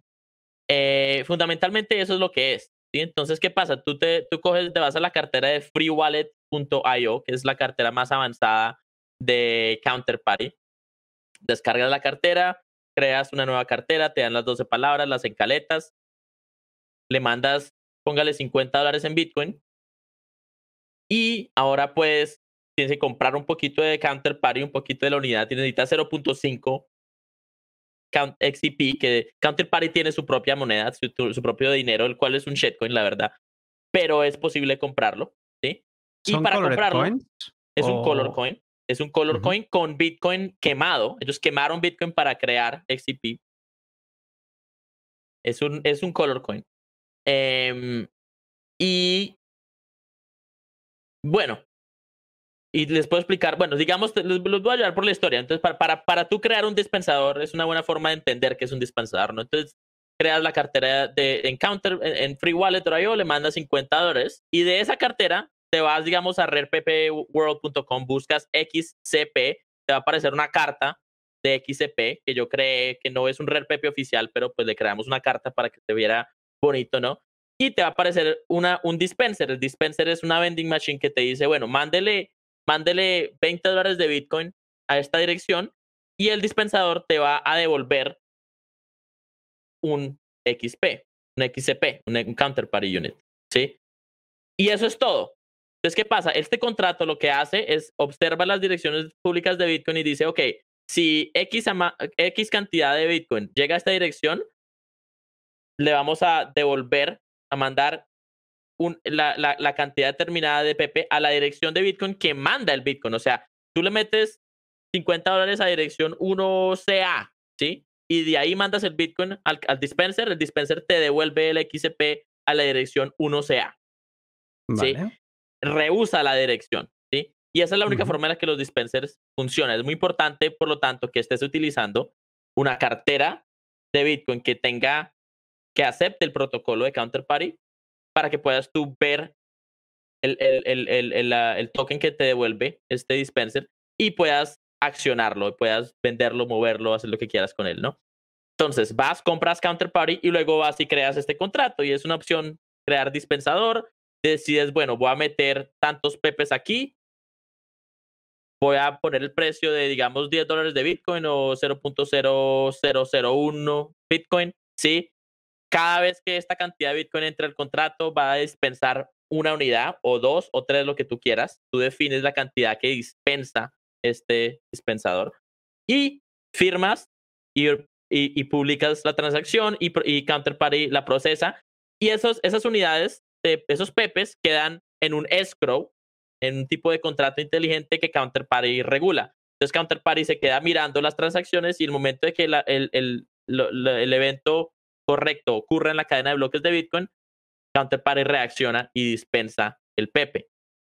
Y eso es todo. Puede que suene como mucho, pero en realidad es un contrato muy sencillo, pero muy elegante, que te permite comprar pepes o otras acciones encima del protocolo de Counterparty con Bitcoin sin necesidad de utilizar. Si como comprador tú no tienes que tocar el Counterparty token, no tienes que tocar ningún otro shitcoin, solo puedes comprar directamente de Bitcoin a pepes a través de estos dispensadores. Entonces, y no requieres un escanje, no tienes que darle tu email a nadie, no tienes que meterte en un escanje de ningún tipo. Es PAP, trustless, distribuido en la cadena de bloques, ¿no?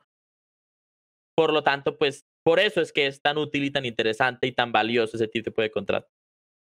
Sí, te estaba escuchando y me estaba recordando de alguna manera con mucha distancia y obviamente sin hacerlo de forma nativa en la cadena de Bitcoin, pero a los ¿cómo se llama? DLC, ¿no? A los Discrete Lock Contract, que es algo que se acciona, un contrato de logaritmo discreto se acciona cuando se le pasa, en este caso, una firma concreta, ¿no? Pero es como que ya hay un contrato prefirmado y a la que tú le aportas una firma de un evento en concreto, pues el resultado es que los fondos se van a un lado o los fondos se van al otro, ¿no? Y me ha dado la sensación que es un poco eso, un dispensador, ¿no? Hay como si aquí el caso concreto es si recibes tal cantidad de bitcoins, envía de vuelta a esa dirección pues un pepe, o entiendo que los dispensadores se pueden utilizar para cualquier otro token de creado, cualquier otro colored coin creado en Counterparty. Esto es muy interesante y ahora tengo una duda porque el único pepe que tengo me lo enviaste tú hace 2 semanas. Que te estaba regalando unos pepes de un tema de un volcán. ¿Y quién quiere? Y digo, yo tenía ya este pot en la cabeza y digo, Juan, ven para aquí. Yo quiero, envíame uno. Y me lo enviaste y ese es mi primer pepe.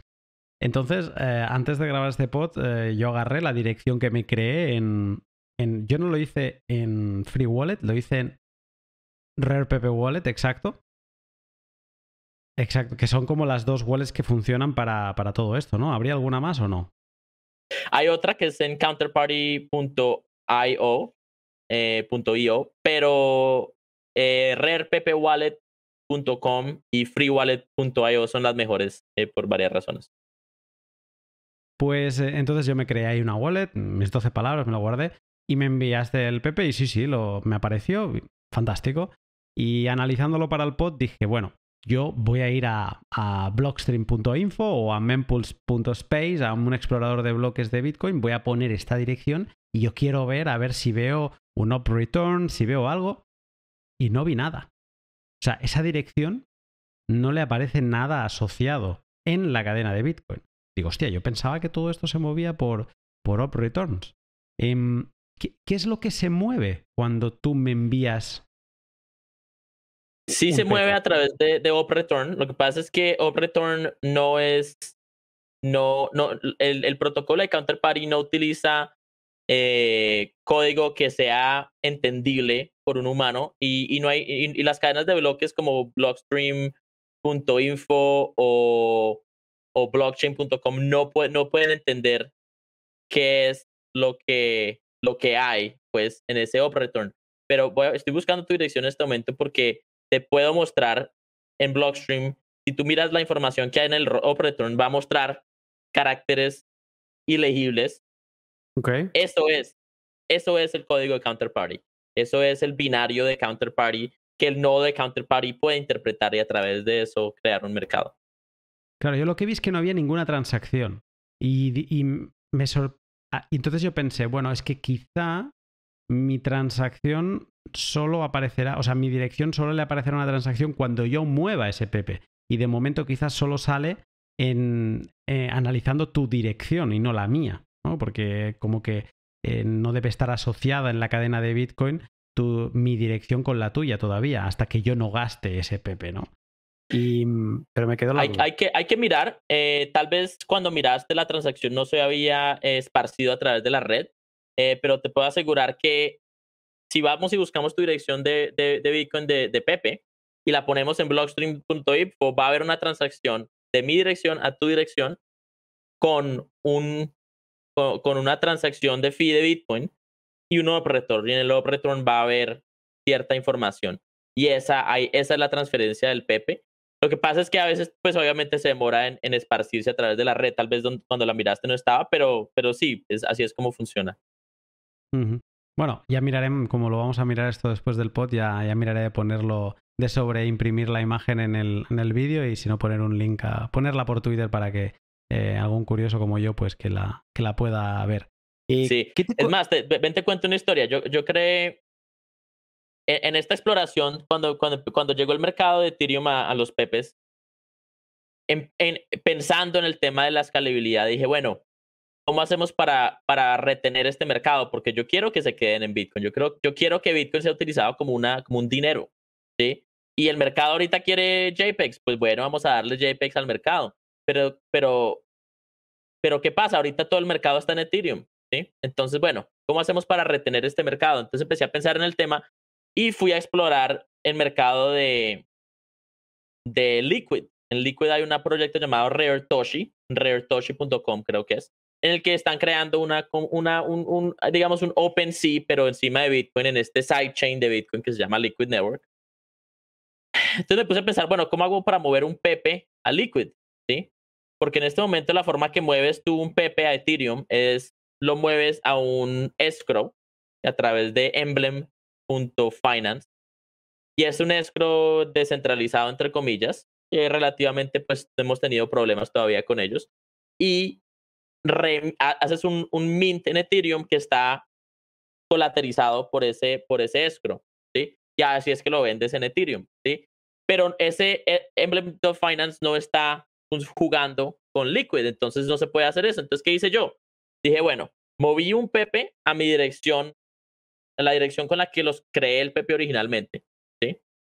Y creé 3 transacciones. Una transacción, bueno, hice el mint de un Pepe, del mismo Pepe en Liquid, pero no lo publiqué, un mint privado. Cogí el hash de ese mint y lo puse en un up return en una transacción en Bitcoin y la mandé. Luego cogí otro hash, el hash de IPFS de esa imagen y lo publiqué. Y había otro hash de 3 transacciones con hashes dentro del up return con un hash que la tercera transacción tenía una dirección, un burn address, es una dirección de Bitcoin que no tiene llave privada, es una dirección que no tiene llave privada, es como uno burn ppxxxx y el hash sum, ¿sí? Uh-huh. Y esa dirección la puse en el burn y mandé el pp al burn address. Entonces quemé un pp y lo recreé en Liquid y creé una asociación directa entre Bitcoin, Counterparty y Liquid y publiqué el Pepe en RareToshi. Y ese RareToshi ahora está en el Liquid Network, ¿sí? Todo eso fue a través de OpReturns, excepto pues lo que pasa en Liquid, que Liquid utiliza su propia tecnología. Y bueno, ese Pepe vive allá. Nadie lo ha comprado, pero allá está, ¿sí?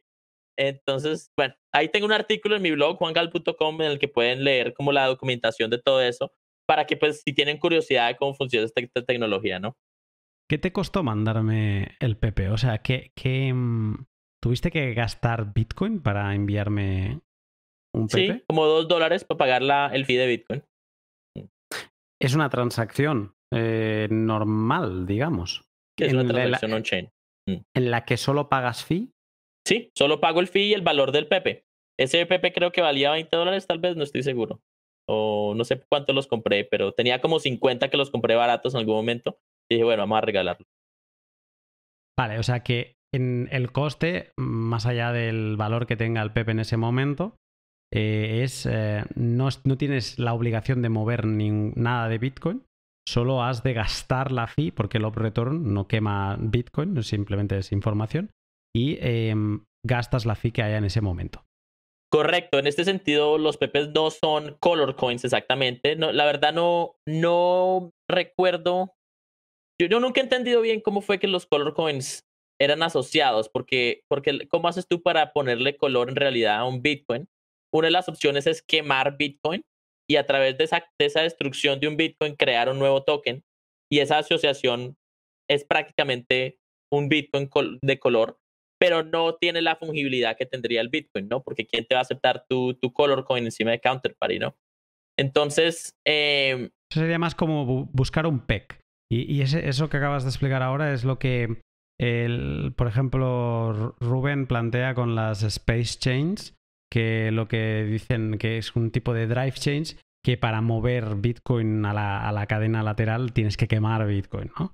Pero yo lo vería más como un PEC. Un color coin, si has quemado, para mí no es un color coin porque no puedes desquemar. Y la gracia de un color coin es como en BIS que puedes, pues nada, convertirlo a Bitcoin normal y olvidarte del color que tenía antes, ¿no?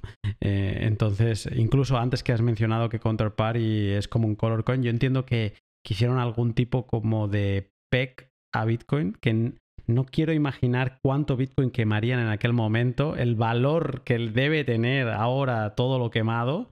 Alguien se debe estar dando de cabezazos. Eso es lo que pasa por quemar Bitcoin. Y es como que las repercusiones de quemar Bitcoin te van a perseguir toda tu vida, ¿no? ¿Te puedo contar otro cuento raro de este mundo? Sí, claro. Bueno, a través de esta demanda de los de gente pues, de todo el mercado de NFT entrando a los pepes y explorándolos, obviamente muchos artistas como yo empezamos a pensar, oiga, pero ¿y qué? ¿Cómo hacemos más pepes? Pues porque hay muchas cosas que expresar, hay muchos memes interesantes por hacer hoy en día, pero ya la colección no está viva, ya la colección pues en realidad ya en ese momento ya se sabía, se entendía que no iba a volver, se sospechaba que no iba a volver. Y cuando llegó Mad Fury, ya se cerró la colección de Rare Pepes. Entonces quedó como esta curiosidad, cómo continuamos. Hay un artista muy popular en este tema llamado Rare Skrilla, que creó uno de los primeros, el primer Pepe con música, llamado DJ Pepe, y es un tipo que ha innovado bastante en el tema. Y él lideró la creación de algo llamado los Fake Rares. Y los Fake Rares es una nueva colección. Están basados en el hecho de que mucha gente que no logró meter los pepes a la colección de Rare Pepes, los publicaron de todas formas y que esos se volvieron los fake pepes, ¿sí? Entonces, y esos fake pepes pues tienen su valor, pero no tienen un mercado consolidado por lo que no son rares, ¿no? Entonces, haciéndole un eco, ellos crearon un fake rares y crearon una colección y muchos de esos fakes están entrando ahí y ellos están creando nuevos fake pepes, ¿no? Pero no son solo pepes, están creando arte más genérico o más general, o sea, no está limitado a pepes, es una nueva colección de NFTs encima de Bitcoin. Entonces, bueno, yo como con curiosidad, ¿no? dime. En Counterparty. En Counterparty, sí. Entonces ellos en este momento están en el proceso de curar esa colección, ¿no? Con ese interés yo dije, bueno, yo quiero crear algo raro, entonces cogí y fui y creé un nuevo token y este token se llama Fake BTC LOL. Fake BTC LOL. Lo puedes encontrar en Counterparty si lo buscas. Pero yo quería explorar un tema en este cuento del PEG y de Burning Bitcoin, ¿no?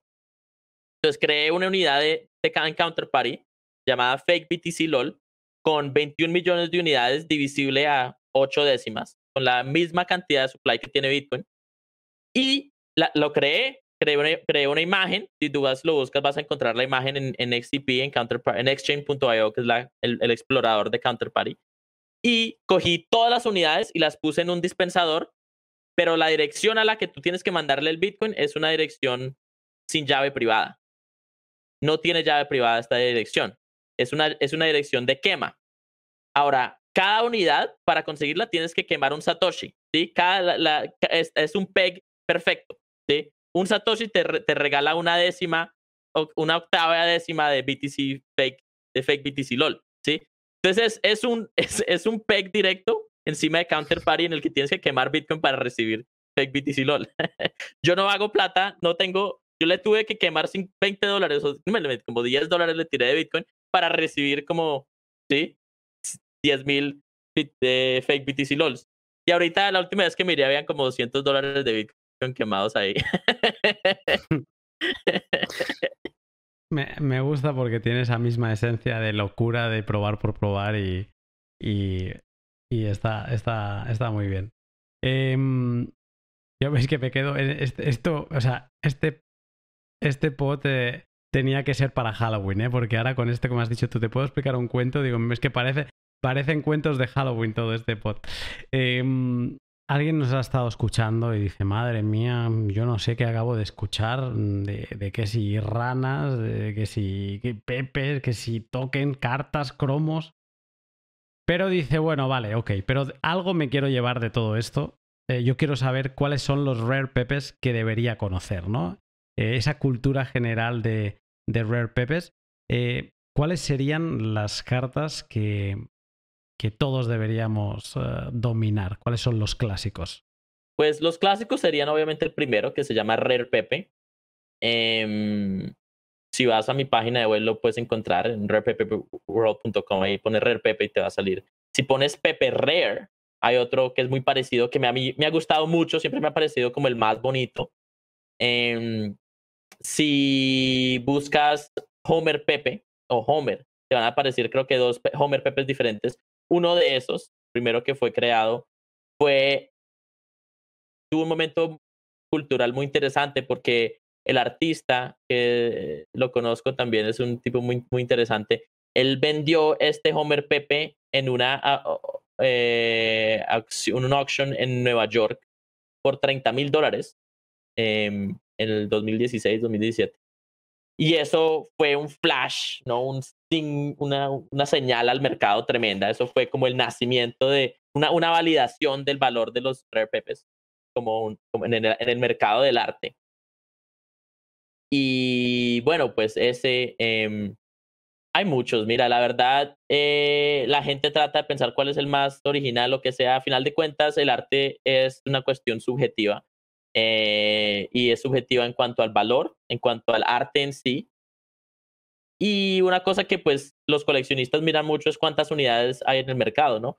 Y hay veces tú, digamos, ves una dirección, ves un Pepe que tiene un supply de 1,000 unidades, pero 500 han sido quemadas. Entonces hay que mirar eso también. Es algo que estamos tratando de simplificar en nuestra página.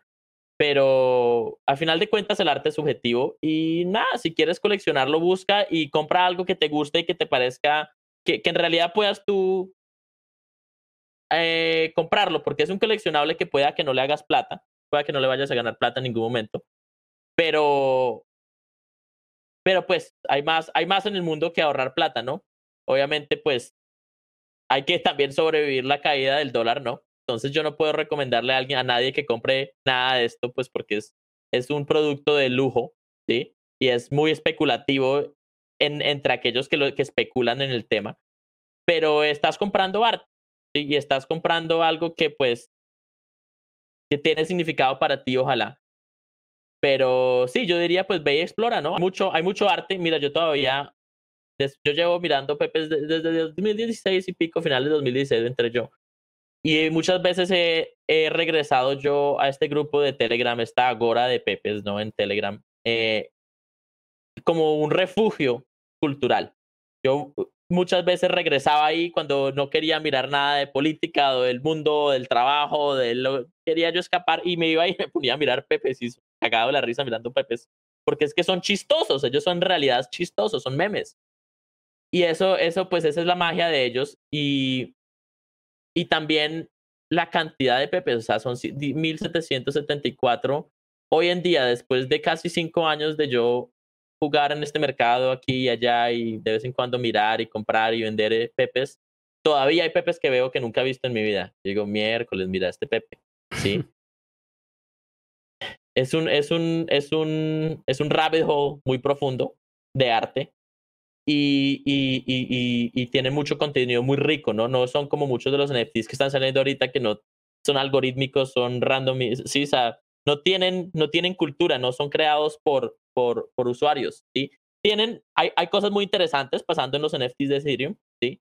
Hay tecnología muy chévere, muy interesante, pero los RPP son muy únicos, ¿no?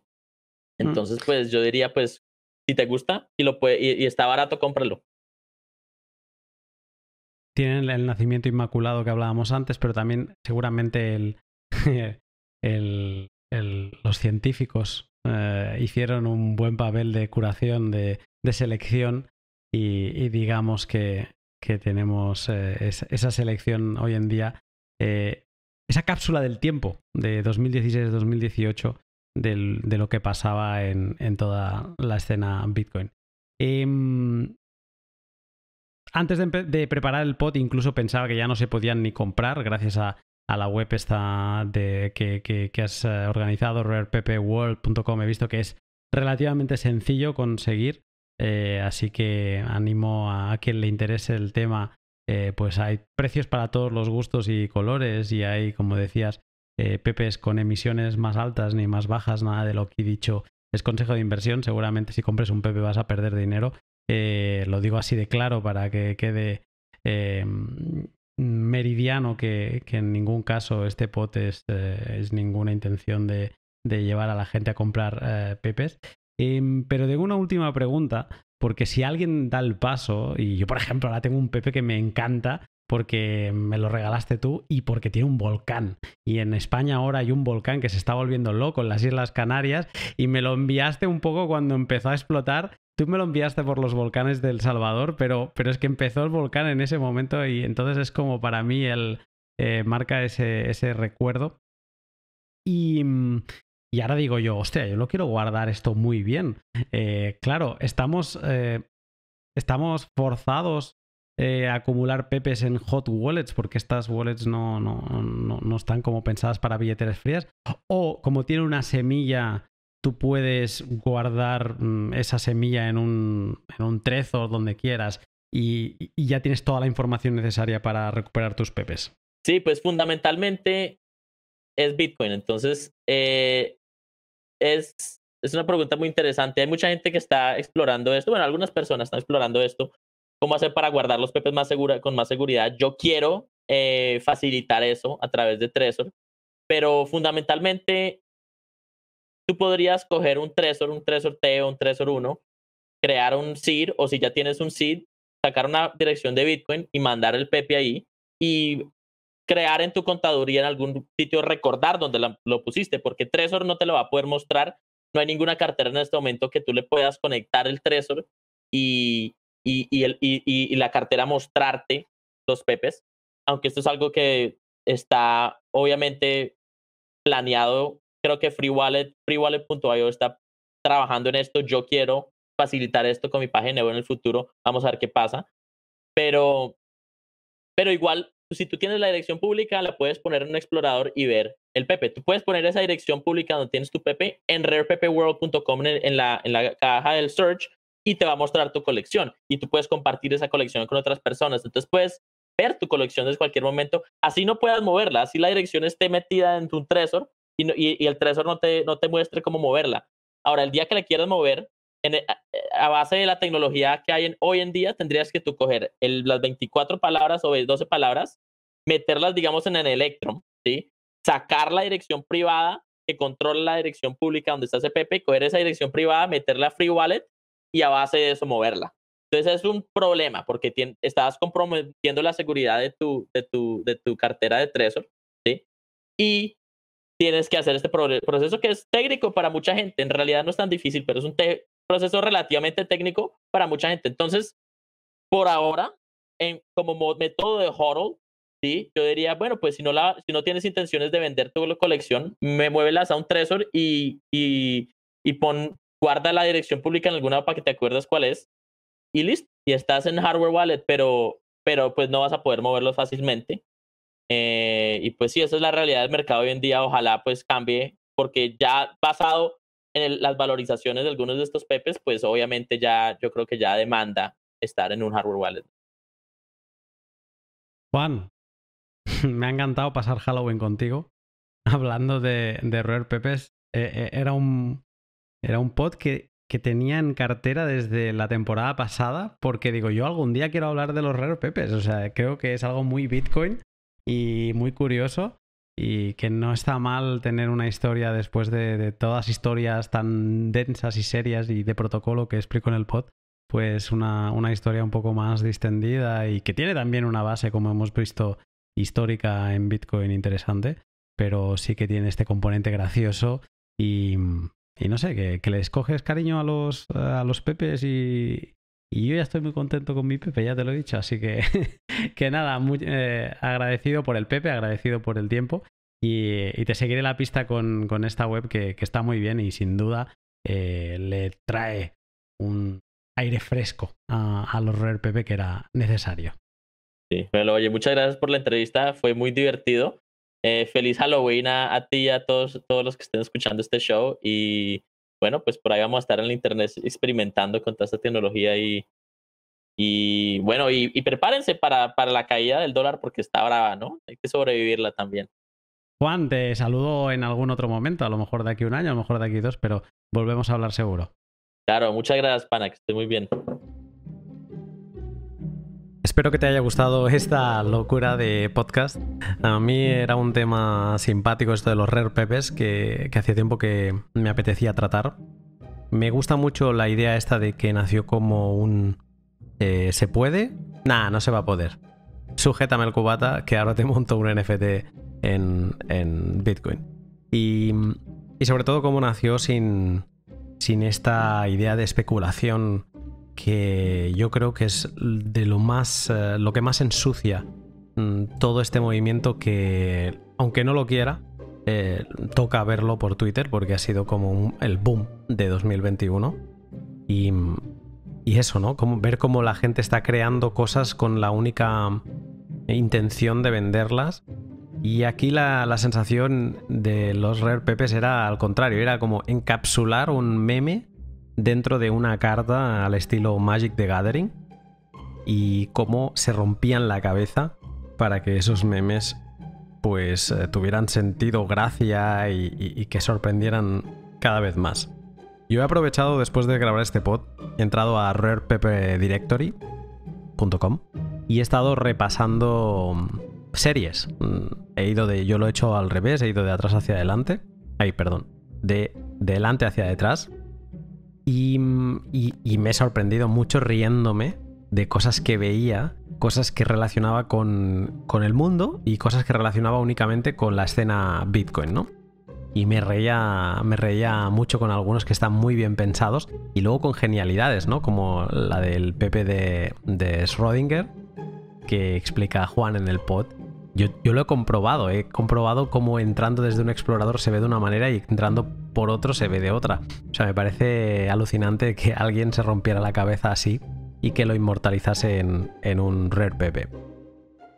Pues bien, antes de cerrar quería agradecer a mis sponsors particulares, a mis Patreon, su apoyo.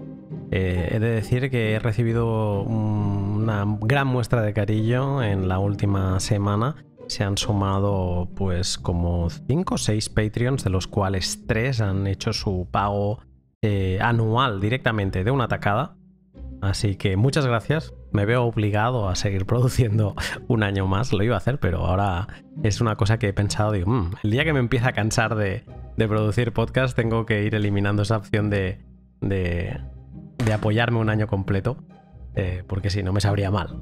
Y nada, gracias a todos, a todos los niveles. Tengo los pioneros, selenitas, colonos, que mes a mes me apoyan económicamente para que pueda seguir dedicando el máximo de tiempo posible a preparar los podcasts. Mando también un saludo especial a Pablo, mi único Patreon Voyager.